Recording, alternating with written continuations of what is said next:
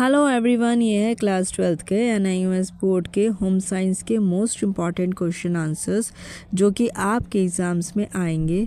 जिसका भी exam home science का है क्लास 12th का, उसको यही क्वेश्चन आंसर्स करने हैं, क्योंकि ये सारे ही जो क्वेश्चंस हैं ये लास्ट ईयर आपके एग्ज़ाम्स में आए थे। ये वही क्वेश्चन आंसर्स हैं।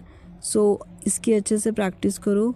ये बहुत ही इजी क्वेश्चन आंसर्स है, आप अपनी लैंग्वेज में भी बनाकर कर सकते हैं, कोई मुश्किल नहीं है और बहुत ही इजी है। इसमें आपको पूरे मार्क्स मिलेंगे और आप चाहो तो उस वीडियो को सेव भी कर सकते हैं। एंड चैनल को सब्सक्राइब करना मत भूलना, वीडियो को अपने फ्रेंड्स तक भी शेयर कर देना। और जैसे ये क्वेश्चंस किए ना, आपको सेम ऐसे ही आंसर्स इसके लिखने हैं, ठीक है। और ज़्यादा जिसमें एक चीज़ याद रखना कि जो जितने वर्ड्स का क्वेश्चन पूछा जाएगा उतने ही वर्ड्स में आपको आंसर लिखने हैं, ठीक है। लॉन्ग में लॉन्ग आंसर लिखना, शॉर्ट में शॉर्ट आंसर लिखना। और ये फिल इन द ब्लैंक्स हैं जो इम्पॉर्टेंट है, सैम्पल पेपर में से फिल इन द ब्लैंक्स लिखे गए हैं। इन सबको अच्छे से रीड करना। और ये जो फिल इन द ब्लैंक्स है ना, ये आपके MCQ भी बनकर आ सकते हैं, तो इसलिए अच्छे से सारे fill in the blanks read करना। और अगर आपको किसी और सब्जेक्ट के इम्पॉर्टेंट क्वेश्चन आंसर्स चाहिए तो आप कमेंट कर सकते हैं। एंड अगर आपको इसको एक्सप्लेन भी करना है तो भी आप कमेंट कर देना, ठीक है।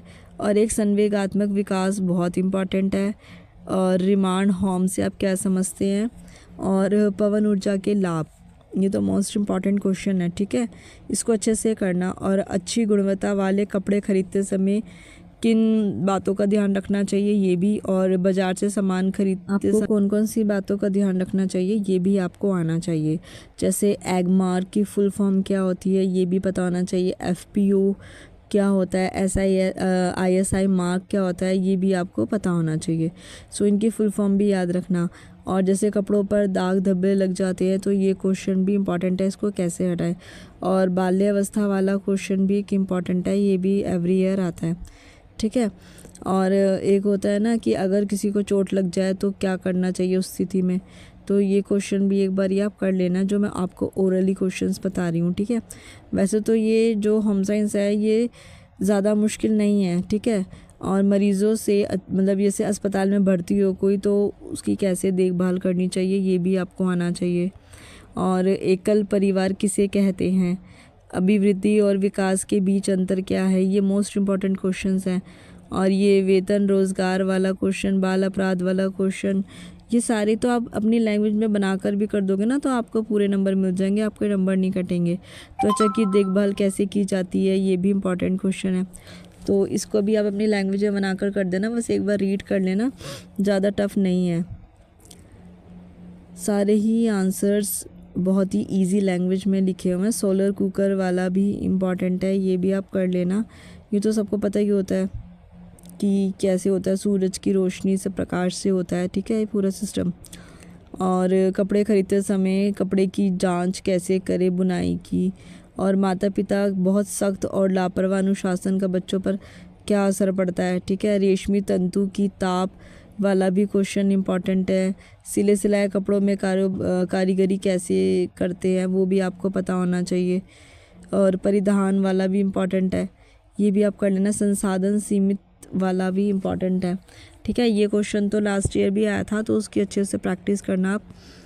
और देखो ज़्यादा मुश्किल नहीं है, इसमें बहुत बहुत इजी दिया हुआ है, तो आपको सिर्फ ऐसे ही अपने नोट्स बनाने हैं, क्योंकि अभी तो काफ़ी टाइम है आपके एग्ज़ाम में।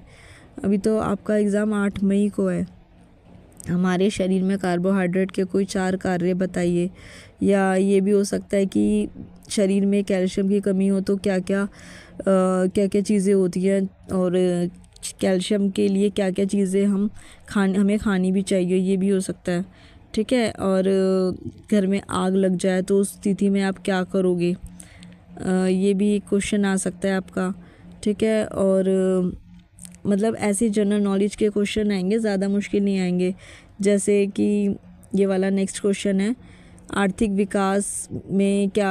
विकास का योगदान क्या है, और भारत में लड़के लड़कियों की शादी करने की कानूनी उम्र क्या है, और हमारे यहाँ बाल श्रम के क्या कारण हैं, इसी से रिलेटेड क्वेश्चंस आपके आ सकते हैं। और जैसे खाद्य पदार्थ वाला आ सकता है आपका क्वेश्चन, वो भी आप कर लेना एक बारी में। तो यही सब क्वेश्चंस हैं जो आपके एग्ज़ाम्स में आ सकते हैं। ये तो पार्ट 1 था, थोड़े इजी क्वेश्चंस थे। नेक्स्ट पार्ट मैं आपको कुछ इंपॉर्टेंट क्वेश्चन आंसर्स और अपलोड करूँगी। देन इसमें मैं सैम्पल पेपर भी ऐड करूँगी कि आपको सैम्पल पेपर के भी क्वेश्चन आंसर्स मिल जाएँ। Do like and subscribe.